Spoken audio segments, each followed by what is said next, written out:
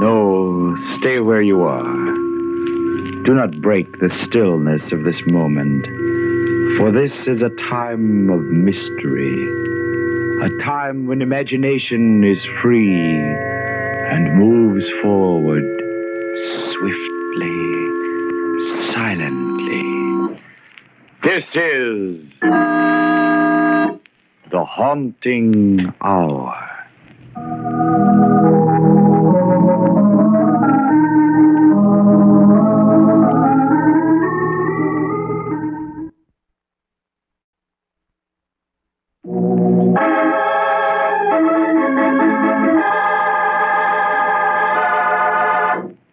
The Old Men.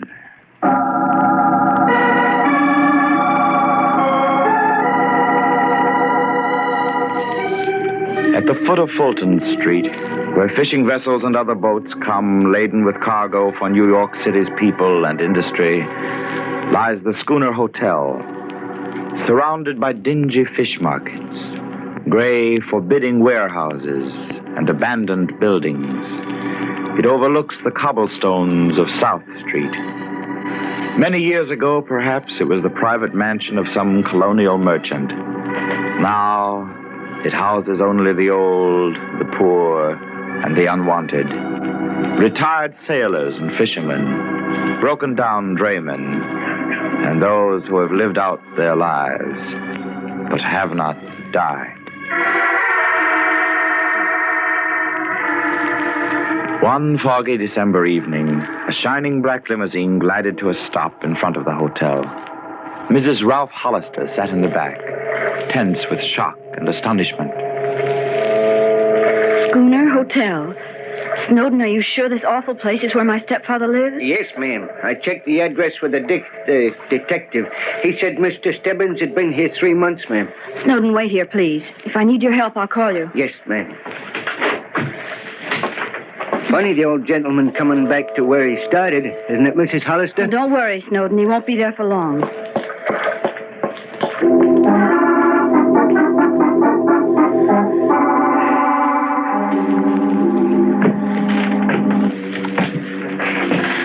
How much higher, Mr. Hazard? Fifth floor. Practically there. Here it is, Mum.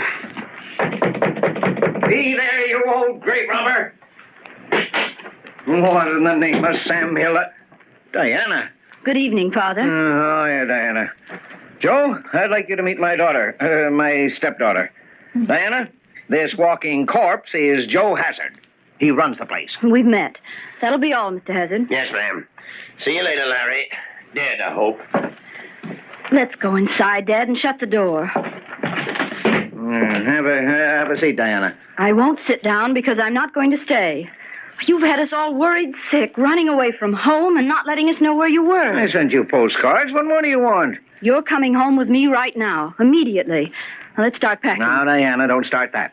I'm not going back to all those stuffy society people. You're 78, Father. You're rich, entitled to comfort. Theyana, now you get this straight. I won't go back with you. Dad. Now, listen, Diana, I've got everything I want. Good fishing, good sleeping, good eating, good friends. Friends?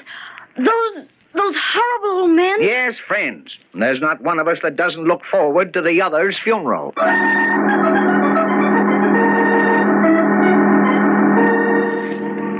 Hey, Joe, put another lump of coal on the stove. It's cold in the lobby. Why don't you wear a warmer shroud? Now, don't be so stingy. You won't be here much longer to enjoy your money. Huh? Look who's talking about money, Joe. The undertaker told me that Stebbins was in price in a gold casket the other day. That's a good one. Now, look here, Joe. There are 9 of us, all about the same age. What do you mean, same age? I'm 81. Okay, Pete. But you'll all see, I'm going to outlast the rest of you old duffers. That boasting of yours is a bad business, Stebbins. Joe's right. As a matter of fact, you haven't been looking so well lately, Stebbins. Who says? Me, Tim Owens. So do I. Spinelli the Oysterman looked just like you do right before he was took. Huh? And he was hardly 75. Now, look, Pete, if you don't stop me... Don't be a sorehead, Stebbins. Pete's just paying you back. I can take it, Tim.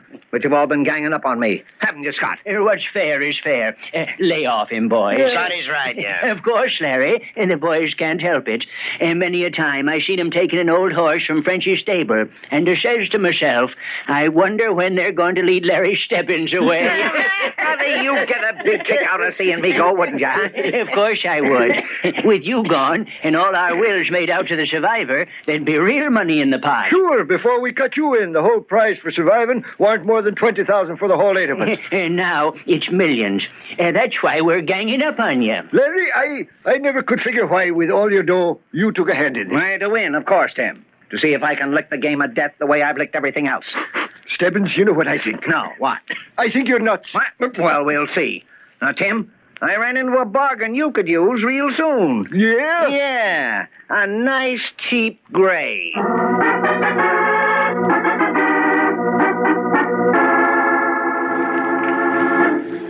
It was horrible, Ralph, and yet he absolutely refused to leave. Well, Diana, we might as well face it. Your stepfather hasn't been happy living with us. But why must he stay in a place like the schooner? Oh, any other surroundings are too tame for him. He's always been a vigorous person. Then, there's this morbid game they play. Why, it's incredible. One night, he said he climbed into bed and found a tombstone there with his name on it. Oh, it isn't human, Ralph. It isn't human. Oh, Diana. Now, darling, take it easy. Ralph, you've got to make him move. You've just got to. All right, Diana, but how? I don't know. You just must go down there with me and speak to him. No, I'm afraid speaking won't do any good, dear. We'll have to use force. All his life, Lawrence Stebbins has used force, and it's the only thing he understands.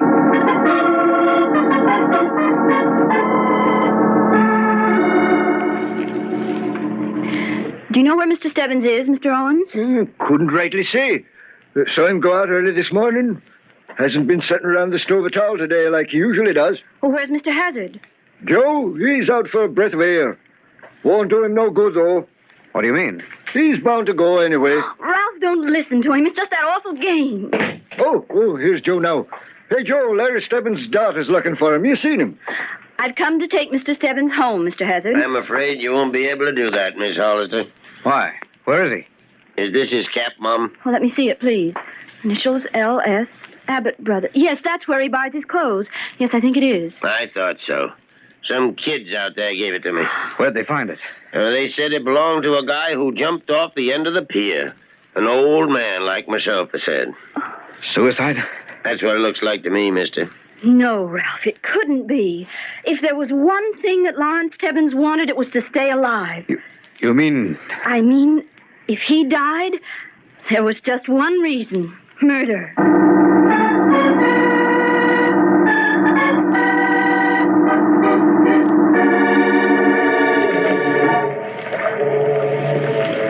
Here it is, Fish Market Diner. Well, let's go in, Ralph.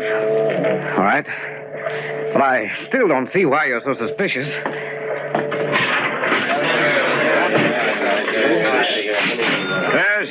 What can I do for you? Did you know Lawrence Stebbins of the Schooner Hotel? Sure, I know him. Great sport, regular customer. Was he in here today?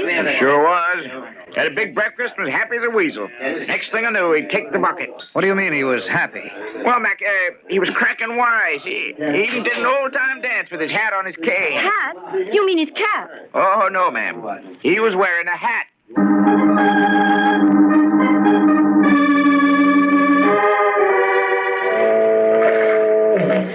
If we just stand here opposite the hotel, we can watch who comes and goes without being seen in the dark. Diana, watch that door.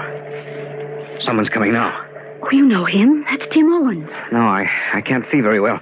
We better get closer. Let's go over behind the loading platform on the next pier. All right. The light should show their faces better from there. Let's go.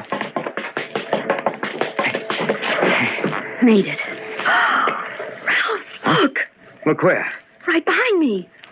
Yes, there. The two of the old men. Pete Sanders and Charlie Hall. Both asleep. Yes. But they're not asleep. They're dead. Stone dead.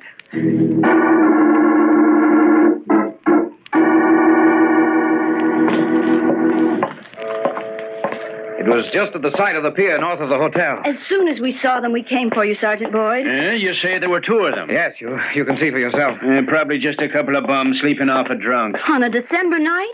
Besides, I'm sure they were Pete Sanders and Charlie Hall. They were dead, all right. We'll see. You're a little edgy about your stepfather's suicide, ain't you, ma'am? Oh, of course I am. Well, you could have made a mistake. You know, the police boat is still out there dragging the river. May take days to find him. Well, here we are. Now, we were standing just about here, weren't we, Diana? And the bodies were... The bodies? They're gone.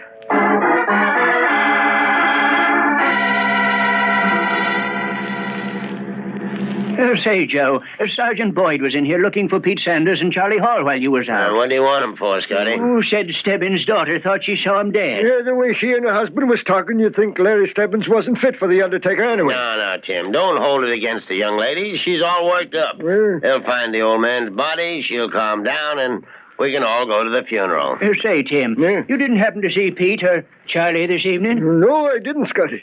But I was out a while. Maybe Sullivan did. Wake up, Sullivan. Wake up. He's been sitting here in the lobby all evening, snoozing off and on. That's a good idea, Tim. Sullivan! Hey, wake up! He's out like a light. Hey, I think I'll hang some crepe on him. Scare him when he comes to. Oh, lay off that stuff for a while, Tim. It gives me the willies. Sullivan! Try shaking him, Scotty. Sullivan, wake up! Pat! Hey, don't fall over like that. Joe, he's not asleep. He's dead.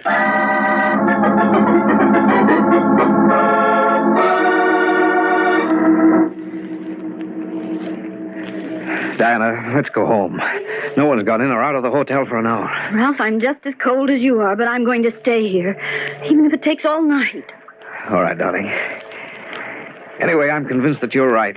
The person who killed Sanders and Hall killed your stepfather, too. Only this time we came along before the bodies were disposed of.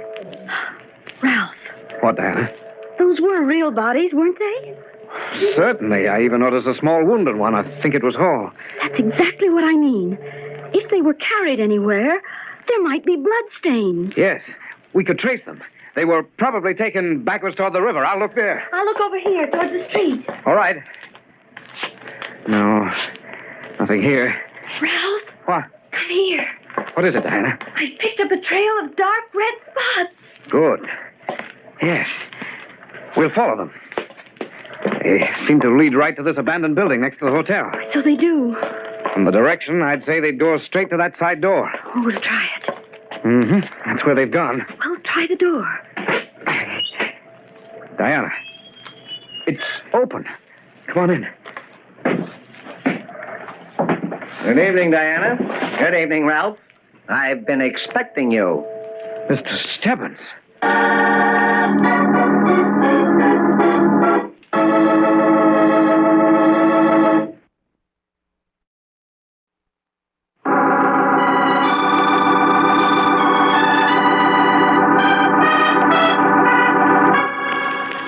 When Lawrence Stebbins disappeared from the shabby Schooner Hotel at the waterfront, the police and everyone else thought he had committed suicide. However, his stepdaughter Diana and her husband, Ralph Hollister, felt that Larry Stebbins, who had fought his way up in the world, would not give up the ghost simply because he was badgered by the other old men living at the hotel. They were sure someone had begun to play the macabre game of death in earnest, especially after they found two of the old men dead. But when they opened the side door of the abandoned house next to the hotel and were greeted genially by the man whose murderer they were seeking, they didn't know what to think. Well, Diana, what's the matter? You look as if you're not glad to see me. Oh, it's not that. Father, you're not... We thought that you were... You gave us quite a turn, Mr. Stebbins. If we expected anything, we thought it would be your... I mean, that we wouldn't find you here quite like this. You mean you thought I was dead? Well, why not say it? Well, after all... Can't stand this pussyfooting about a common natural word. We all die sooner or later. Question is, who manages to hold on a little longer? Oh, please, don't start that morbid talk again. It ain't morbid. It's natural. It's horrible. Now, Mr. and Mrs. Hollister, do you mind telling me what you're doing snooping around at this time of night? Well, sir, I think it's your turn to answer that question. Why, right at this moment, the police are dragging the river for your body. They are? That's downright amusing. Poor fellows must be cold out there. I fail to see anything funny about it. You wouldn't. Why are you here? Well, I kind of like it here. Quiet. Lots of young people. Stop that nonsense. Why are you here? Here? Here? Oh, yes, here. I was locked up here. Why, that's not true. The door was open when we came in. Well, that's true. Very true. And do you know why the door was open? No. All I know is that you're telling me a story. You're wrong, Diana. You see, the door was open to let you come in. You wanted to come in, didn't you? Yes, but I don't see what that has to do You with... wanted to come in. I unlocked the door. Now, really, I don't see that you have any cause for complaint. Oh, look, that's beside the point. You say you were locked in here. Why? Why? Well, it's this way. A fellow wanted to kidnap me. You mean that you're hiding here from someone? No, he did kidnap me. Oh, sure. And then he gave you a key so that you could get out. The funny thing about that, he doesn't know I have the key. Now, what do you think about that, Diana? That's something, isn't it? Huh? If you've got a key, why don't you leave? No, couldn't do that. Next time he came around to check up on me, he'd miss me. Things just wouldn't work out right. Just who is this person? Who? Oh, yes, who? Joe Hazard. He forced me in here. Why? Figure he wanted me out of the way for a little while. What do you think? I think it's all a pack of lies. What do you mean? You don't have to stay down here 1 minute longer, and you're not going to. You're coming home with us right now. Now, wait a minute. Just who do you think you're bossing around? Oh, Ralph didn't mean anything, Father. It's only that this whole stupid affair has gone far enough. I told you I wasn't going uptown with you. All right, Diana, it's no use arguing. There's only one way to handle this. Grab his other arm and get him out of here. You let go Come of on, me. Dad, come on. Let go. Be careful, Ralph. Ever since got I a gun. retired, you two have been trying to run me. Well, you're not going to any longer. No one in the world can run Larry Stebbins. Why, Lawrence Stebbins, what's come over you? Just come to my senses, that's all. I want to stay here, and nobody's going to tell me different. Now, get moving. Huh? Where to? You're going down the cellar, where you can't interfere. Turn left. Now, down those stone steps. Ralph, the bloodstains, they go this way. I can't believe it. I can't believe Be quiet, it. Diana. You wouldn't want to get me in trouble, would you? Now, you. Ralph, open that closet door. Ralph, the bodies, they're in here. Go ahead, get in there, both of you.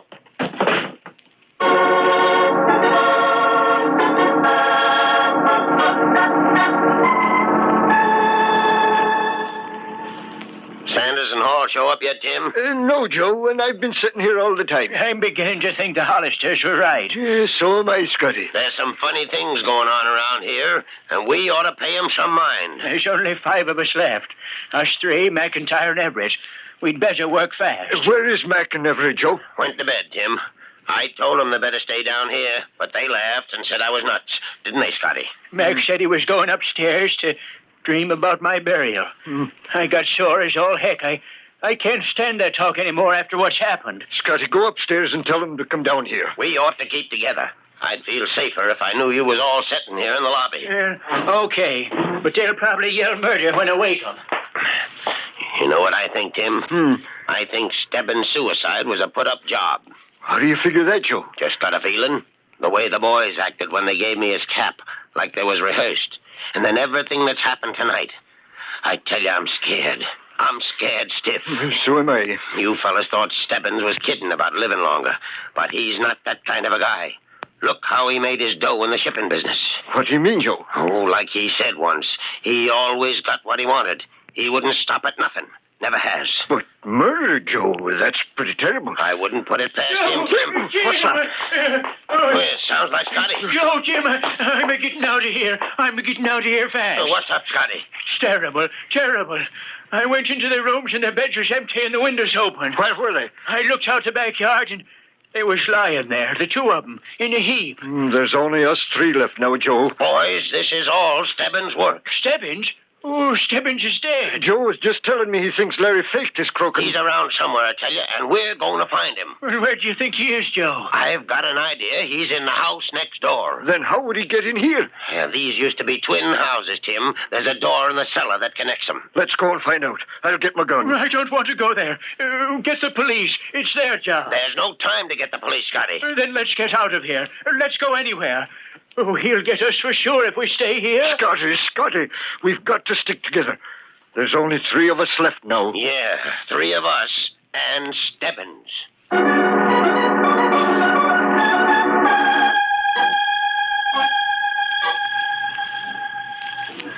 Ralph, what's happening? I can't hear very well through this ventilator, but I'm sure that after he locked us in here, he went upstairs. I heard the door slam, so he probably went out. Oh, if he only hadn't locked us in here with these awful bodies. Oh, Diana, I suppose it's no use even trying to think he isn't guilty. I'm afraid not, darling, after the way he's behaved. But he's my own stepfather. Whatever happens, I can't turn him over to the police. Maybe it won't be necessary. Once he's had his way for the last time in his life. You mean? Yes. Oh, it's horrible to say, but I hope for his sake that he does it. No, if there were only a way of getting out of here, it would make sense to decide what to do. You don't mean we'll have to stay here? Well, unless someone finds us or he lets us out, I wouldn't be too hopeful. But that's impossible. Ralph, I don't want to die. I don't want to die, not in this terrible closet. Quiet, Anna. I think I hear footsteps upstairs. What is it? He must be back again. It sounds like more than one person. Diana, the door. The heavy door in the cellar wall that I told you about. It's opening. Can you see who it is? Is it Father? Not yet. Looks like 3 people. Tim, Scotty, I was right. Look, blood on the floor. It's Hazard. He's following the trail. Poor Dad, it's over for him. It leads to the closet. I'll bet Pete and Charlie are in there. Maybe they'll find us. I'll call. No, Ralph, no. I'd rather die than tell them about my stepfather. I'm going upstairs, Tim. Let me have your gun. He's up there, Ralph. They'll find him. They'll kill him. Here you are, Joe. You want Scotty and me to come along? No, I think I can handle everything now. We'll wait here, Joe. You'll stay down here. Put up your hands, both of you, and move toward that closet door. Joe! Don't point that gun at I us. told you I'd be the last to go, but none of you would believe me. To the rest of you, this was just a game. But if I don't get the money, and soon, I'm going to lose my hotel. There'll be only Stebbins and me, and the police will take care of him. No, you wouldn't shoot an old pal, would you, Joe? I did in the others, Tim. No. Just you 2 left. Now, move towards that closet. Please, I don't want to... Ralph, don't let them. They're coming in here. There he is, Sergeant Boyd. Okay, Mr. Stebbins. Let go of me. Got Let it. go of me. Not this time, Joe Hazard. We're booking you for murder.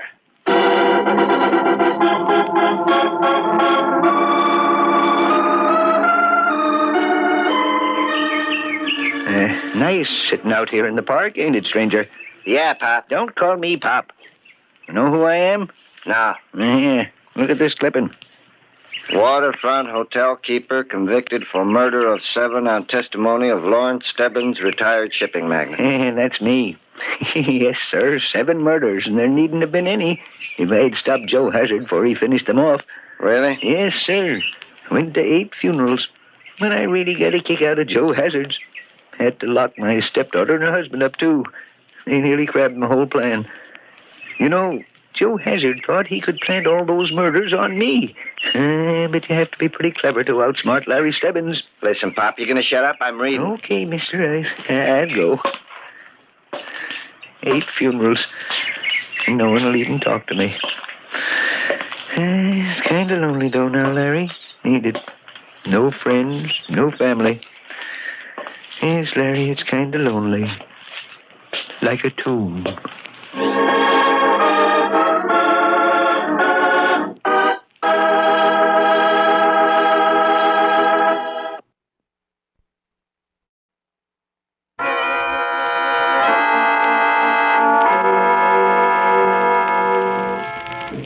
From shadows and stillness, mystery weaves a spell of strangest fascination, charging the mind with doubts and fears. For mystery is a strange companion, a living memory in the haunting hour.